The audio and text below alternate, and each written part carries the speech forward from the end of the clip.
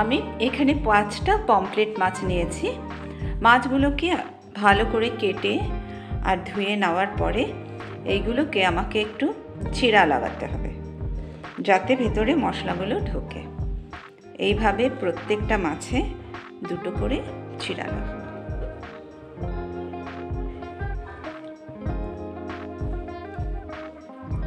প্রত্যেকটা মাছ এইভাবে আমি কেটে নেব। এখানে 5টা মাছই আমি সুন্দর করে চিড়া লাগিয়ে রেখে দিয়েছি। এবার এটাকে আমি নুন, হলুদ আর লেবুর রস দিয়ে একটু সময় ম্যারিনেট করব। এতে আমি মাছে সামান্য, খুব বেশি নুন দেব না, এগুলো সামুদ্রিক মাছ, এতে এমনিতেই নোনা ভাবটা বেশি থাকে। আর হলুদ দেব, আমি এখন যা হলুদ দিচ্ছি আর রান্নার মধ্যে কোনো হলুদ দেব না। আর একটু লেবুর রস, হাফ লেবু তার রস।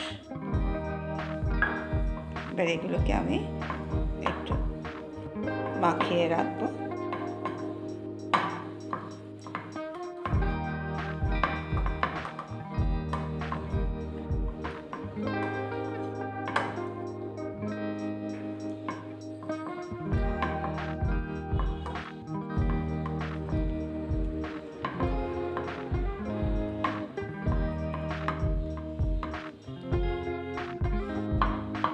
এগুলোকে আমি জাস্ট 5 মিনিট রেখে দেব।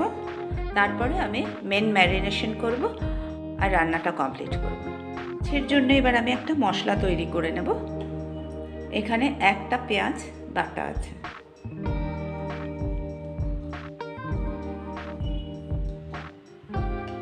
এখানে আছে 2 চামচ পোস্ত আর 1 চামচ কালো সর্ষে, 2টো কাঁচা লঙ্কা একসঙ্গে বেটে নিয়েছি।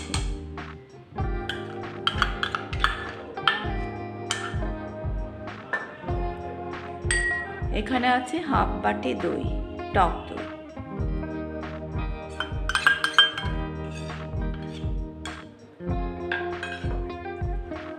এটা আছে 1 চামচ রসুন বাটা। এখানে 1.5 চামচ শুকনো লঙ্কা গুঁড়ো। এখানে একটুখানি আমি কাশ্মীরি লঙ্কার গুঁড়ো মিক্স করে দিয়েছি।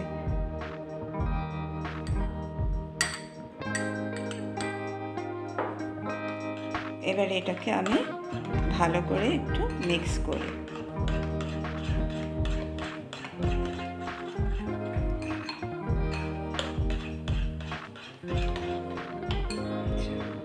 মাছে নুন আছে, সেজন্য আমি অল্প একটুখানি নুন এতে দেব।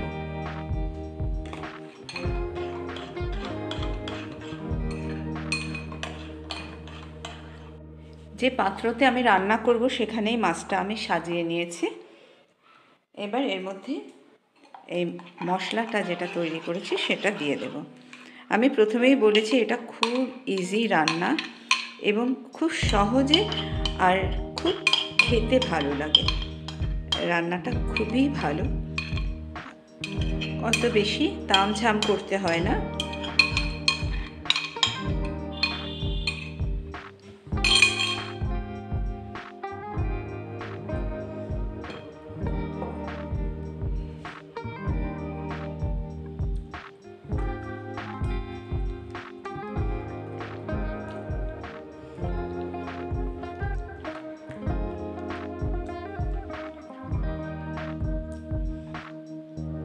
সব মাছগুলোতে একটু আমি এটা মাখিয়ে দেব। আবারও এরকম মশলা মাখিয়ে আমি 5 মিনিট রাখবো, তারপরে গ্যাসে চড়িয়ে দেব। আচ্ছা, মশলাটা দেওয়া হয়ে গেল। এর মধ্যে আমি এবারে 4 টেবিল স্পুন সর্ষে তেল দিয়ে দেব।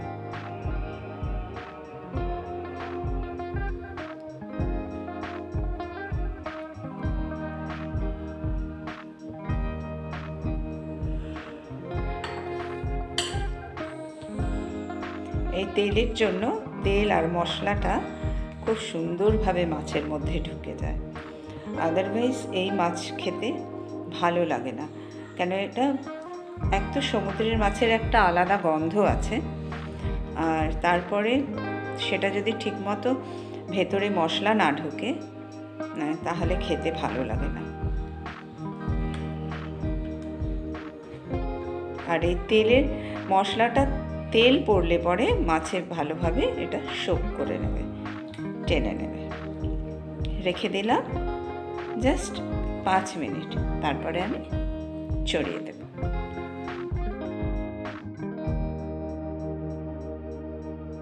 পাঁচ মিনিট হয়ে গেছে, আমি উনুনে চাপিয়ে দিয়েছি, গ্যাসে চাপিয়ে দিয়েছি প্যানটা। এবার এটাকে ঢেকে দেব। মাছের ঢাকনাটা খুলে দেখছি মাছ থেকে এমনিতেই জল বেরিয়েছে। এই মাছে আর কোনো জল দেওয়ার প্রয়োজন নেই। এইভাবেই আঁচ কম করে মাছটাকে আমি রান্না করব। এবারে এর মধ্যে আমি আর দুটো জিনিস ইনগ্রেডিয়েন্টস দেব। একটা হচ্ছে একটু পেঁয়াজ কলি পাতা আমি কেটে রেখেছি, পেঁয়াজ কলি খুব সামান্য দুটো ডান্টি, আর সেটাকে আমি ছড়িয়ে দিচ্ছি। এই পেঁয়াজ কলির গন্ধটা মাছের মধ্যে খুব ভালো লাগে। আর আমি দিচ্ছি এখানে একটা টমেটো ছোট ছোট করে কেটে রেখেছি, এগুলোকে সাজিয়ে দিচ্ছি।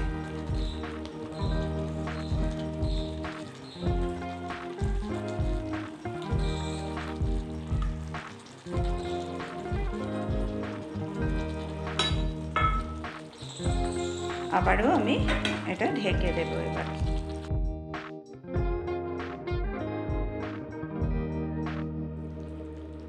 মাছ হয়ে গেছে, এবার এতে আমি একটু ধনেপাতা দিয়ে দিই।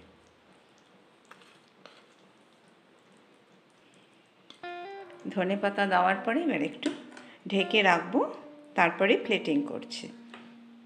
মাছ একদম কমপ্লিট।